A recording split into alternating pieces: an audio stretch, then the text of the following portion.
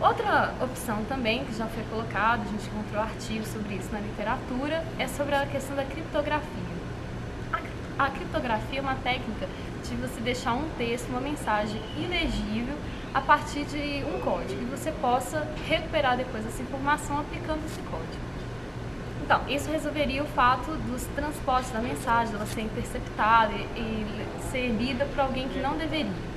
Mas não resolve o fato de estar em backups de servidores. Inclusive, a Google já diz nos seus termos que, por exemplo, mensagens de usuários ficam armazenadas em backup, inclusive em servidores de outros países. Ela diz que, por exemplo, como tentar burlar a dificuldade, né, que a China realmente, o governo pode pegar os dados e ler, as mensagens dos usuários que estão na China são armazenadas na Europa, são armazenadas nos Estados Unidos e em outros países.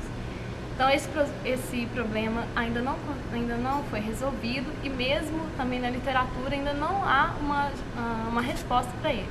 Estão tentando através desse comitê aí, mas realmente a solução seria uma política rigorosa, montar um código concreto, mesmo legislativo, para garantir essa privacidade dos usuários, dos clientes dos serviços de e-mail. Continuando essa parte de tendências, eu vou falar mais especificamente sobre o setor jurídico. Como já foi colocado aqui no trabalho, no Brasil e na maioria dos países, não existe uma legislação específica em relação a crimes cometidos via internet, dentre eles violação de privacidade de e-mails. Isso causa muitos problemas, porque cada caso de litígio entre os usuários e os provedores de serviços de e-mail tem que ser resolvido de forma muito específica, já que não existe uma base, uma lei, para dizer o que é certo e o que é errado, o que pode e o que não pode ser feito pelos provedores de serviços de e-mail. A solução, a tendência neste caso, seria exatamente criar um conjunto de leis em que fossem previstas os tipos mais comuns de crimes cometidos via internet. Novamente, dentre eles, a violação da privacidade. Tendo essa base de leis, seria possível julgar mais facilmente o que é certo e o que é errado, o que pode e o que não pode ser feito com relação a esse assunto. Com relação às políticas de privacidade dos servidores de e-mail, o que ocorre é que muitos deles não informam o usuário qual é a política utilizada. Isso também causa muitos problemas, porque qualquer tipo de coleta de dados realizada pelo servidor pode fazer com que o usuário se sinta lesado, já que ele não sabia, não foi informado em momento algum que algum tipo de informação dele seria usado para outros fins. Então, novamente, nesse caso, a solução seria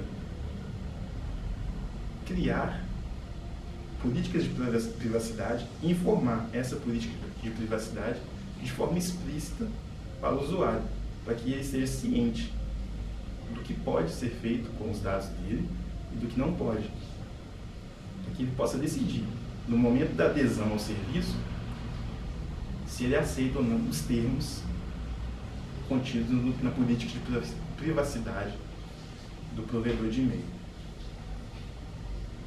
Um outro caso também já tratado no trabalho é o caso do e-mail corporativo. Nesse ponto, tem duas posições. As empresas acham que podem monitorar os e-mails de seus funcionários porque elas se consideram donas da informação, donas dos recursos onde as informações são armazenadas. Então, para elas, é muito natural poder monitorar essa informação.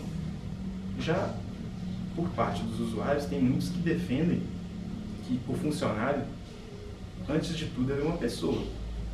E como tal, ele deve ter garantido o seu direito à intimidade e à privacidade.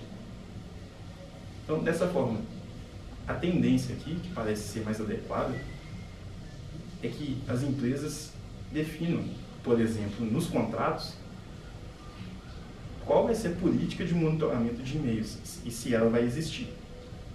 Porque desta forma vai ficar claro para o usuário, para o funcionário, o que ele pode e o que ele não pode fazer quando estiver no seu trabalho para que possa evitar conflitos e problemas e punições administrativas, por exemplo.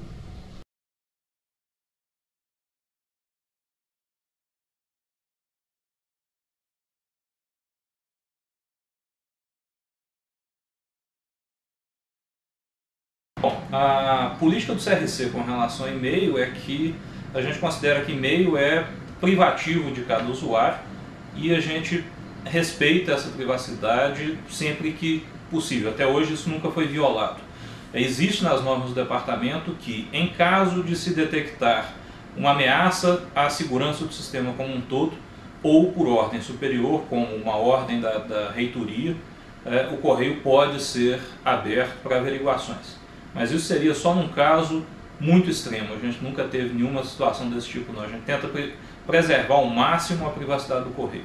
Ele não está aberto, ele não é passível de ser usado em pesquisa, por exemplo, dentro do departamento, e ele é privativo de cada um.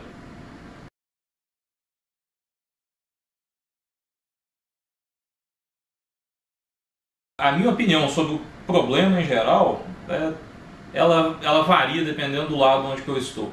Como administrador do sistema, eu considero que existem situações onde faz sentido, como está previsto na norma do CRC, por exemplo, que você pode ter que acessar uma conta de correio de alguém numa situação extrema. Mas, de forma geral, como usuário, eu considero que o correio é algo bastante particular e que deve ser preservado a todo custo. Existem soluções, por exemplo, nas empresas que são diferentes. Então, existem empresas onde o correio é propriedade da empresa e a empresa tem todo o direito de a qualquer momento inspecionar a caixa de correio, e num raciocínio semelhante ao que acontece com esse serviço de atendimento por telefone, onde todas as comunicações são gravadas e qualquer funcionário da empresa de supervisão pode a qualquer instante ouvir uma conversa. Então isso acontece com o correio em algumas empresas, pelo que a gente sabe. A questão é muito complicada de ser avaliada porque tem a questão de quem é o dono da informação, quem tem direito de usar. Se o funcionário está dentro da empresa e aquele recurso é pago pela empresa para o trabalho do funcionário, o raciocínio que as empresas adotam é que elas têm o direito de ter acesso àquilo. Do ponto de vista legal, até onde eu sei, esse argumento tem sido respeitado em casos onde a segurança da empresa ou a segurança da informação da empresa estão sendo ameaçados de alguma forma. Então, existe precedente legal para que as empresas ajam assim, pelo menos é o que eu tenho visto por aí.